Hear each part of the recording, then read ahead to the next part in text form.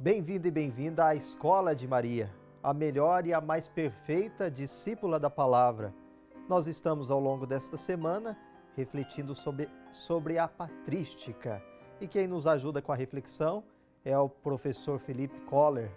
Ele é doutor em teologia na PUC Paraná e também professor na Faculdade São Basílio Magno. Professor, nós havíamos refletido sobre o tipo de teologia, a teologia que nasceu no período patrístico e agora, claro, com o Concílio Vaticano II, há uma retomada nesses textos, nestes escritos, para ajudar a igreja também a voltar às suas origens, Exatamente. Na verdade, já 100, 120 anos atrás, começou a despertar de novo um interesse pelos padres da igreja, um interesse pelos textos patrísticos. Se hoje em dia a gente tem esses livrinhos de coleção de patrística, com os textos acessíveis para a gente, em português, organizados, etc. Isso não era tão fácil assim 100 anos atrás. Não só em português, não só no Brasil, mas também na Europa, também no mundo inteiro. Eram textos que estavam, em grande medida, fora de circulação. Alguns dos textos tinham sido simplesmente perdidos e redescobertos depois, no século XVIII, XIX, em bibliotecas.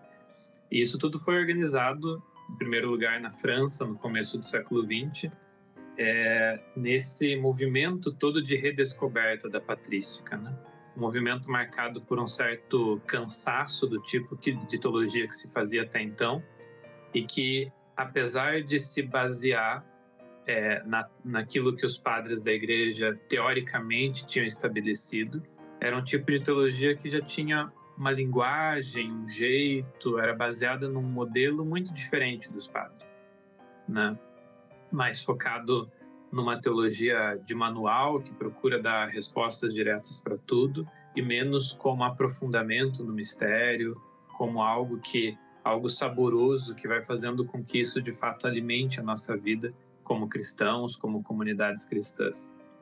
E isso ainda mais se a gente leva em conta a separação que existiu entre a Igreja do Oriente e a Igreja do Ocidente a partir do final do primeiro milênio.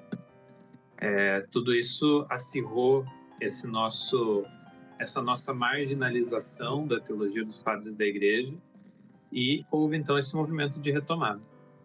Grandes teólogos do começo do século XX foram atrás dos padres da Igreja para se aprofundar nisso.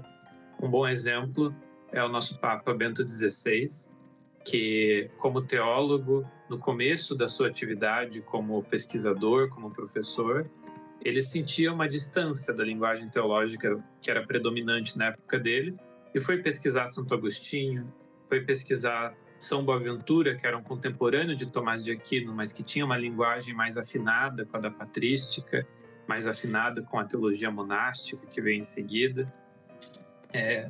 E todo esse movimento de redescoberta da patrística conflui no Concílio Vaticano II, que vai adotar esse tipo de linguagem, que vai abraçar de novo essa linguagem, esse modo de falar do mistério de Deus, esse modo de fazer teologia, e vai devolver aos padres da igreja o lugar de honra que cabe para eles na história do pensamento cristão, na história da evangelização, na história da forma como a gente fala do mistério de Deus, do mistério de Cristo. A gente não estaria nem gravando esses programas agora se todo esse movimento não tivesse acontecido 100 anos atrás, 120 anos atrás. Então a gente se insere em todo esse fluxo, nesse rio em que os padres vão sendo redescobertos e a gente vai, de novo, dando a eles o valor que eles merecem na história da igreja e no nosso pensamento e na nossa vida como cristãos hoje. Certo, professor. E eu acredito também, essa facilidade, acessibilidade, como você dizia no começo, desses textos até nós, Hoje na internet a gente encontra muito desses escritos. É bom até para aguçar a curiosidade dos nossos devotos de Nossa Senhora, que sempre acompanham e procuram saber um pouco mais sobre aquilo que nós refletimos aqui no nosso programa. Amanhã a gente continua a nossa reflexão com o Escola de Maria. Um abençoado dia para você, devoto de Nossa Senhora.